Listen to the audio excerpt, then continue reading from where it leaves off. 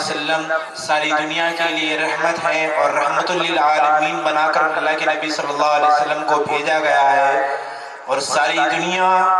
آخرت میں جس کا دامن پکڑ کر جنت میں جائے گی، اور جہاں اللہ کے سامنے ساری دنیا ہر کوئی شخص جس وقت اپنی نفسا نفسی کے عالم میں ہوگا، اپنے آپ کے بارے میں کیوں کہے گا کہ حالانکہ انبیاء کرام علیہ السلام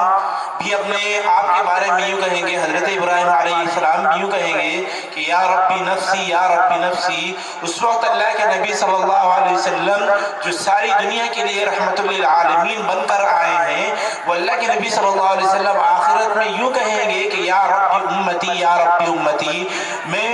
آپ صلی اللہ علیہ وسلم جو ساری دنیا کے لیے رحمت ہے، اسی رحمت عالم صلی اللہ علیہ وسلم کے عنوان پر تقریر کرنے کے لیے عائشہ صدیقہ کو دعوت دیتا ہوں، وہ آئے اور رحمت للعالمین صلی اللہ علیہ رحمت عالم صلی اللہ علیہ وسلم کے اوپر تقریر پیش کریں۔ ورحمۃ اللہ وبرکاتہ۔ الحمد للہ الذی ارسل رسوله بالهدى والدين الحق ليظهره على دين كله ولو كره المشركون احمده سبحانه له الملك وله الحمد واليه ترجعون والصلاة والسلام اما بعد قال الله تعالى في القرآن المجيد والفرقان الحميد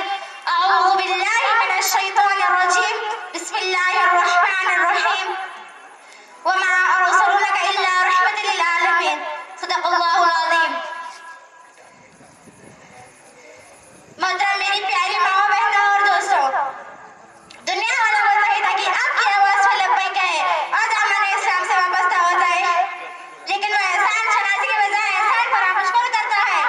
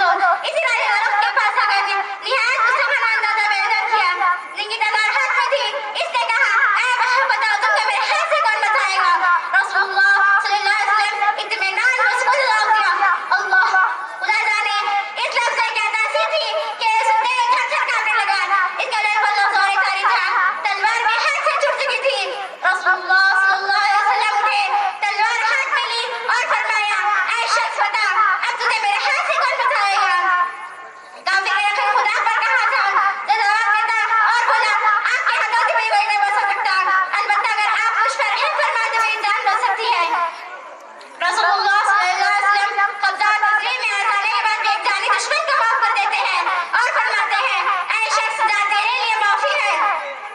اے لالا کے وارث باقی نہیں ہے تم میں کچھ، گفتار دل بنانا کردار کھلانا، تیرے نگاہ سے دل سینوں میں کاٹتے تھے، کھویا گیا ہے تیرے جانے میں خود رانا۔ السلام علیکم ورحمۃ اللہ وبرکاتہ۔